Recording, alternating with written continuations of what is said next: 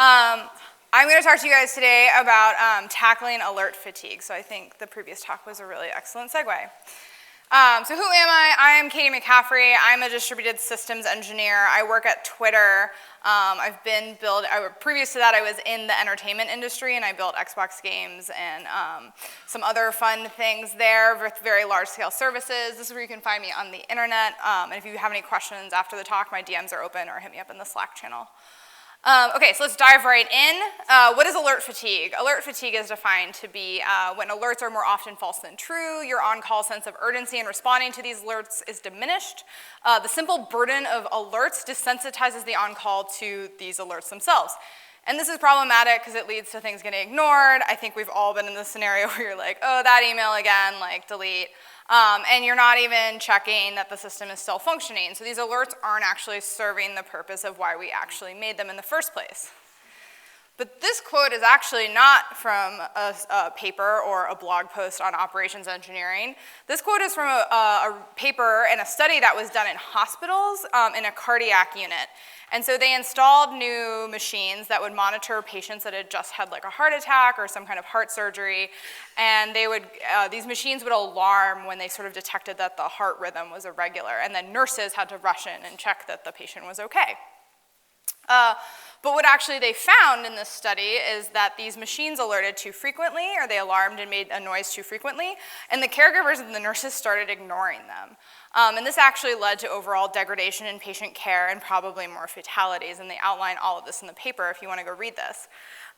So the whole point of sort of drawing this parallel is that this is not a software problem, this is a people problem, and so this is going to be a talk about maybe people and applying some of these lessons that we've gleaned from other fields that have been around for a very long time and applying them to how we run our systems in production. Okay, so alert fatigue has a very high cost. We talked about how the on-call may ignore alerts. We talked about how this can lead to unreliable systems, and that's bad for business because that leads to unhappy customers when they're having an outage. But it also has a larger effect on your business in terms of like alerts are unplanned work. This is not like something you sat down in your planning meeting or however you do things and decided you were going to do today. This is something that totally disrupted your ability to like write some code and do your job. So this results in an inability to complete the work that you had said you were going to do and meet your deadlines. And this means that your developers have less time to focus on your core business. So that's bad because this is like money that you're wasting by having developers, or if you're doing DevOps, your operations people randomized. And this is an incredibly expensive cost, and I actually don't think businesses do a very good job of measuring this and understanding like the impact to their bottom line and how many resources they need because of alert fatigue. And then finally, this is a huge people problem. If you're getting paged in the middle of the night a lot, that leads to you being tired and fatigue, overall fatigue. I mean, just getting like paged and like, I think we all have like, PTSD from like the red or like whatever your cell phone happens to be when you get an alert page. Mine makes a sad trombone sound, and like I heard this in like a jazz song, the start of it, and I like started to freak out just the other day. So that's bad because I didn't maybe have a fear reaction to a noise. And like this idea of constant firefighting, I know some ops people really like firefighting. I do not like firefighting, so I just absolutely hate it, and I don't think a ton of people like say they love it. This fatigue and constant firefighting combined will lead to burnout, and you will end up with unhappy developers and high attrition rates and turnover. So this is also really bad for your business. Okay, so this paper that I mentioned on nursing units, how they started tackling alert fatigue in their hospital wards was they went and implemented a protocol, and they basically said up front, okay, we have these machines, we think they're good because they give us really good visibility into like what's happening with the patient, but they're obviously way too noisy. And then they went and said, okay, well, we're gonna go and across the board increase the threshold for patient vitals on the things that alarm, so that they would alarm less. We also then went and said they had like different levels of alarms. They call it crisis, that's like our critical. Only crisis alarms would emit an audible alert. They also had things that were considered warning. They just turned all of those off.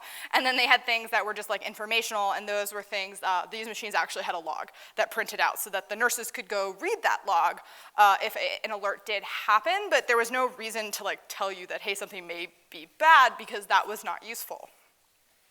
And then finally, after they did all of this, they sort of said, okay, hey, nursing staff, if you are seeing false positive alerts, you were required to then go and tune it and update the system to say, like change the threshold, or like if it's totally false positive, just delete the alert and then proceed forward. And this led really great results. They saw an uptick in sort of like nursing and care, like with how they measured healthcare, and then like also like non-fatalities. And overall, like the nurses felt less stressed out and patients got better care, and that has a very real world impact on someone's life. In terms of like, living or dying. But we can apply some of these to our worlds to make our sort of like on-call better, so that our businesses are happier, and that like our developers and the people who are actually on call are also happier. Okay, so like I said, I work at Twitter. I joined in January of 2015 and became the tech lead for the observability team there.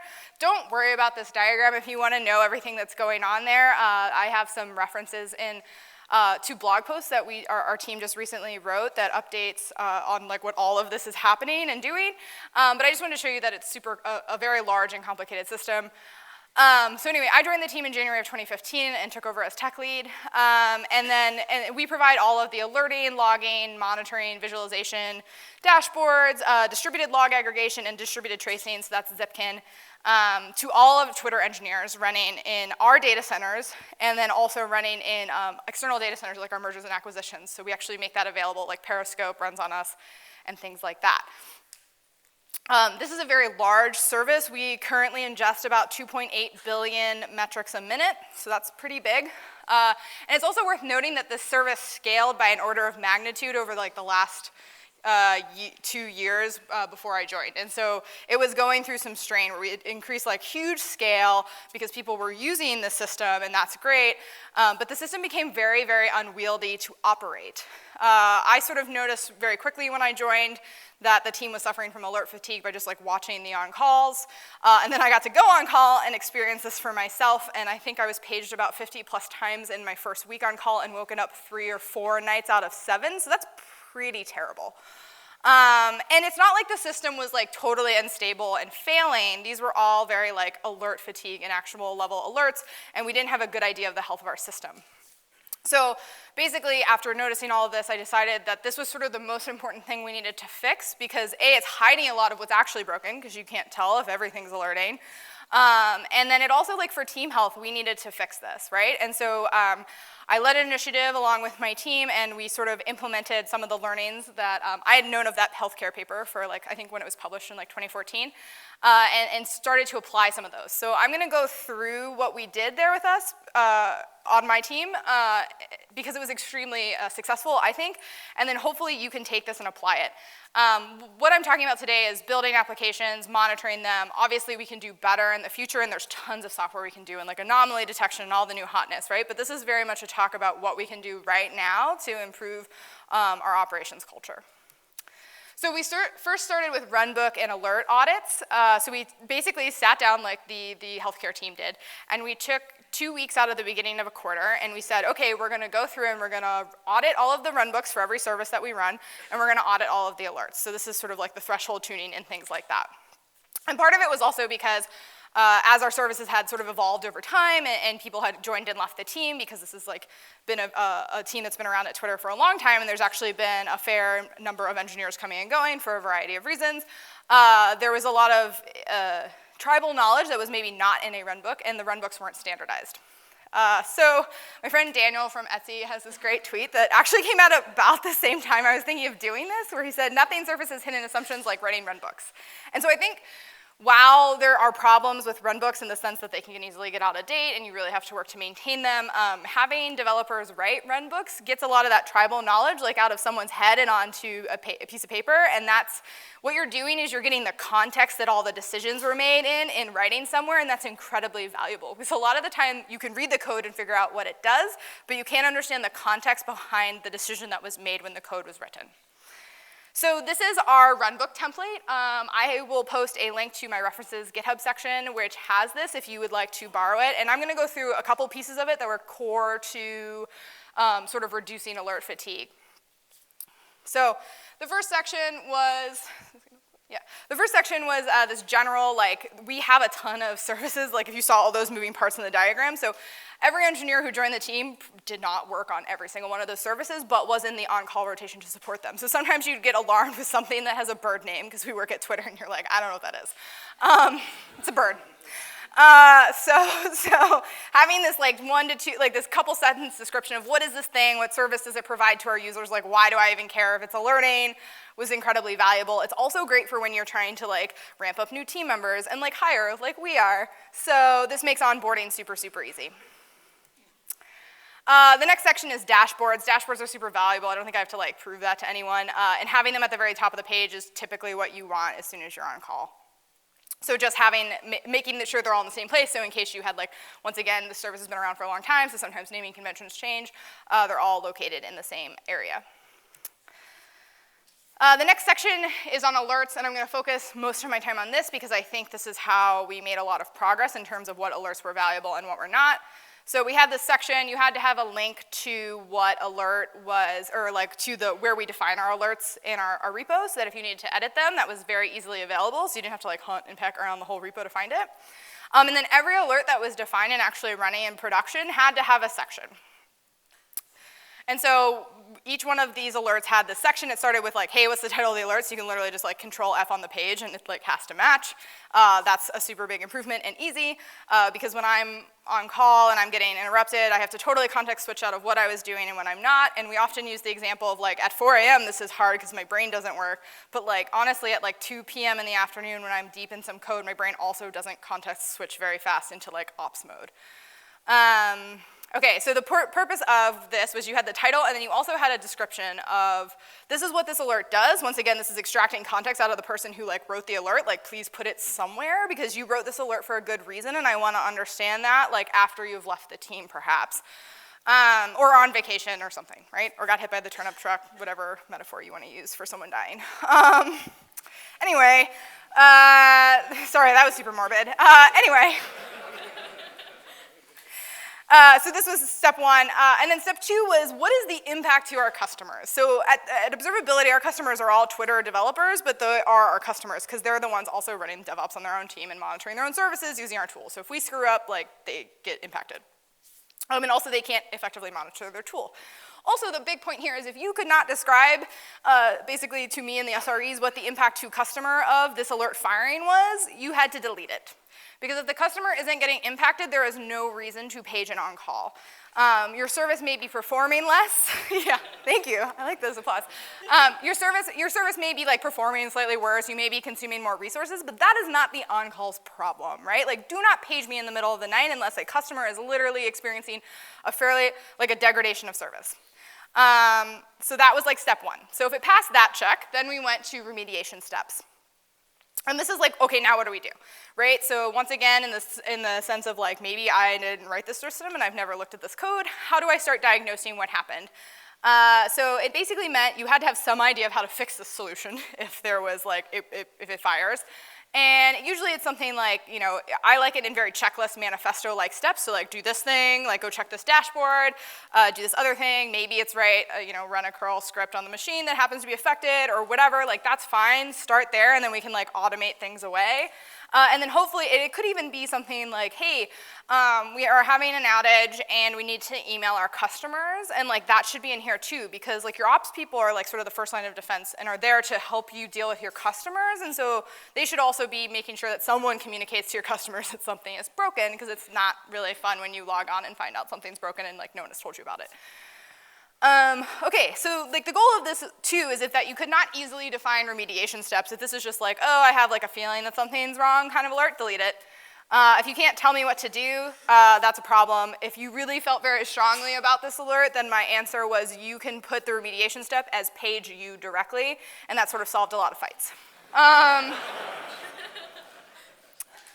Okay, But so like the goal here is that we want our steps to be actionable, and we want our on-call to be able to feel that they can do something. This feeling of powerlessness or not having control of a situation is very, very stressful, and there's tons of psychological studies about this, and you can go read tons of good books on this.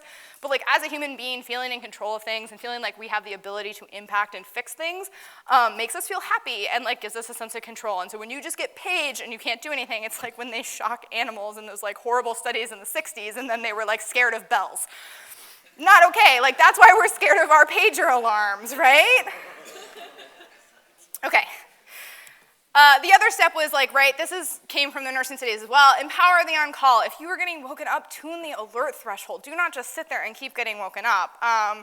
Go ahead and do that. Disable or delete inactionable alerts, and just take a note, and we'll sort of like talk, I'll get to how we talked about this later about whether it was good or bad, but like don't suffer, fix it. We also moved a lot of alerts to business hours only, and so this dramatically reduced or improved the quality of life. And while I count these still in our critical alerts because it means something's kind of wrong, it wasn't waking you up. And the way we did this was for things like, we have a email problem sometimes, and you get too much email and people tend to ignore email. So like just sending an email is sometimes a solution if people actually look at email in your organization effectively. But so we fired business hour alerts on things like, hey, we're approaching capacity limits, and so we need to add capacity. This is not like, hey, the service is about to fall over a cliff if like we get one more request per second. It's like giving us some warnings so that we can run with some overhead. And so this fired during the day so that the on-call then as part of just like on-call duties would go and, spin up some more instances or do whatever capacity requests we had to do, and that was pretty easy. And that didn't happen all the time, so we felt that that was okay to leave in if they were happening like once a month or something. Other things like if people are only using your service during business hours, and we have the luxury of doing this because like we internally at Twitter, but like we turned Zipkin into business hours only paging because Zipkin is a distributed tracing tool, and it was mostly used for debugging. And so people weren't doing this at 2 a.m. So we just decided that we could take the risk of someone having a major outage and needing Zipkin to debug it, and Zipkin being down at the same time, and then people could directly actually page us. So we have another remediation path inside of Twitter, but like at 2 a.m., like no one's using Zipkin, so like do not wake someone up for it. And then someone can be woken up if that happens, and then they have a run book to follow the process as well. This was also an incredibly important part, is that we established a weekly on-call retro. So this was led by myself and an SRE, Joe Smith, at Twitter. And then all who was required to attend was basically the oncoming primary and secondary and the previous primary and secondary. So this is like 3 people because you go primary, secondary, and then secondary moves to primary. And then obviously like myself and the people running it. So this was like sort of low overhead for the team. So basically what you did is this was to hand off ongoing issues, which was fine. We also then basically went through and reviewed all the alerts that were fired in the previous week. And the biggest point of doing this was to say, hey, were these actionable? Could you actually fix them?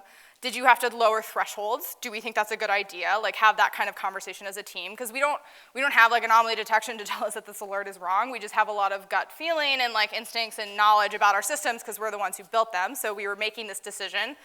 And then we sort of would take all of these things in the previous week that had fired, and we would talk about how can we make this alert not fire?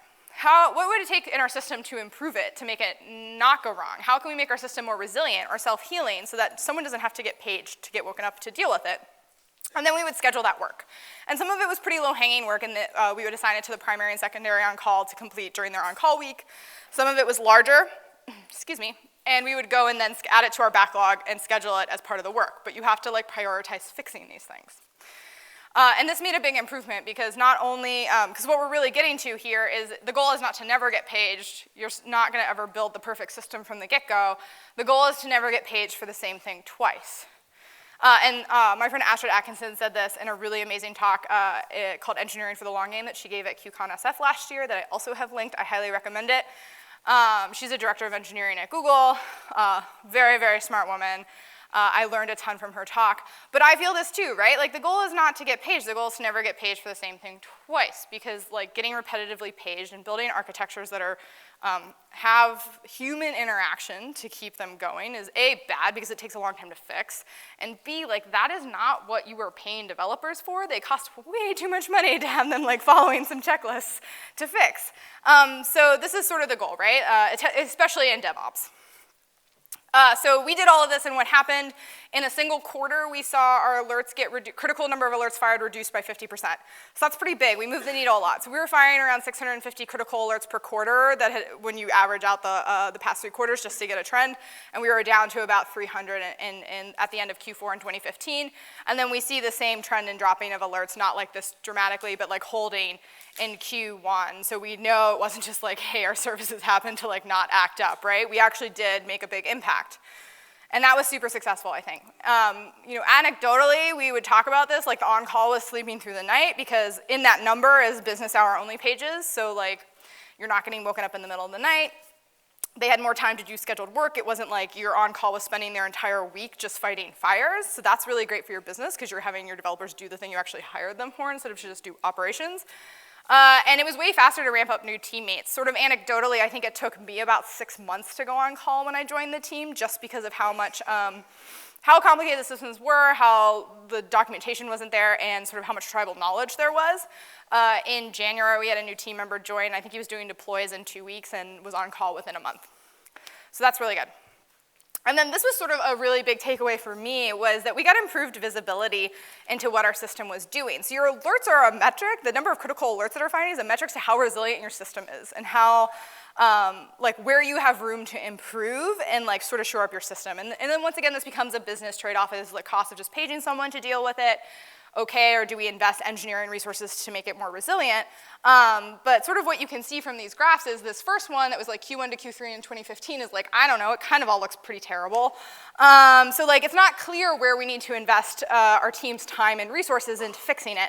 And then when you can go and see where we did their alert reduction, it's very, very clear that there are 2 services that were generating the most alerts. And so then in Q1, we went and fixed some of that. And so one of the purple one, these are the same colors across. The purple one is actually our old alerting system, and you can hear Megan and Justin and Dan talk on Wednesday about how we're building our new one. That's really great to improve it. But the old one, for like many, many reasons, is very operationally expensive and noisy and like on actual alerts that we just couldn't totally fix. So we're deprecating that. But you can sort of see like between Q4 and Q1, we made big progress on this.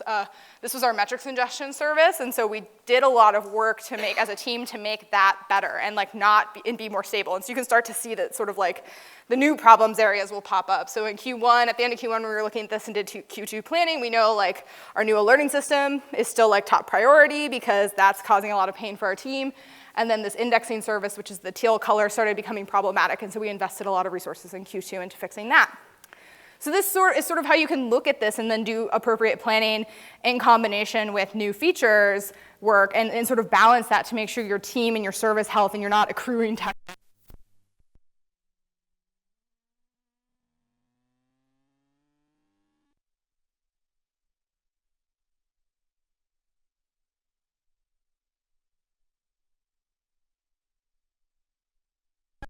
And like honestly, like when you're critical infrastructure, you can't just like rewrite the world. Like you can't be like, bye, we're just gonna totally deprecate this old thing and then come back in like 2 years with a brand new shiny one. It's not an option.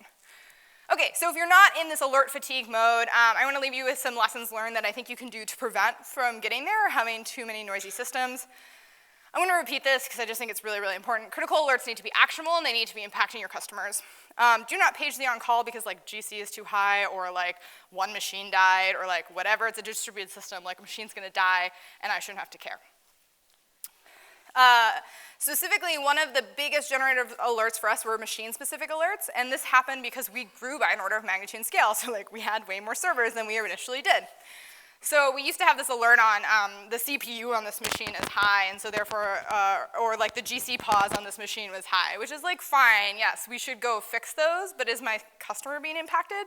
Is my customer being impacted when one node has high GC and there's like hundreds of other nodes in the cluster? Like, do I need to know about this at 4 a.m.? No? Okay, like don't page me. Because there's really like nothing you can do anyway, right? Like, so really, like, unless your job is to provide hardware, like, level service, and you really need to be going and, like, swapping out that machine and replacing it, you're building an application, don't alert on a machine-specific. Alert on something like an SLA rate, because that's going to be way more actionable and impactful for your users. This is a big one that I think is not done well in tech culture today. The tech leader or the engineering manager needs to be on call.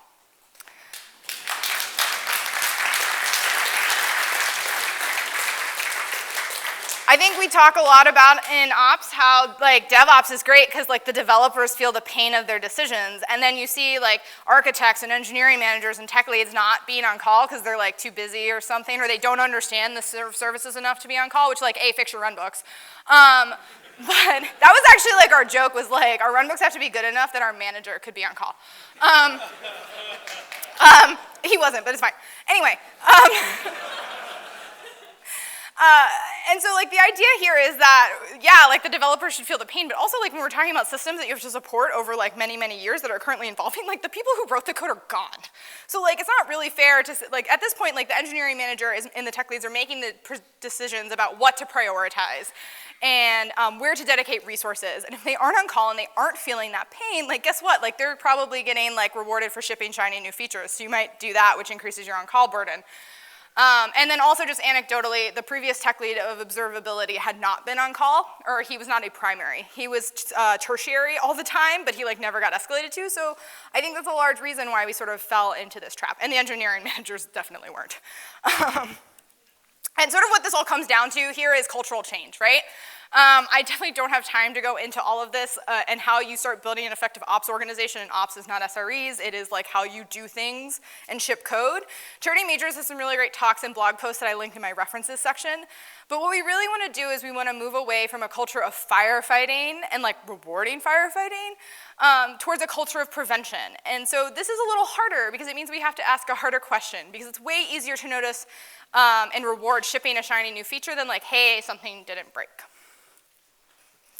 Okay, and then this is sort of my goal anytime I go in and build a system. The goal is to build systems that can scale linearly with the number of machines and sublinearly with the number of people. You will never build a cost-effective business model otherwise. So like this is sort of the magic panacea. We like to see these straight lines in terms of number of machines. If I add hardware, I get more requests. And we want to be able to support something that runs at very high scale in terms of billions of metrics ingested per minute. And we do this at Twitter with like 6 people.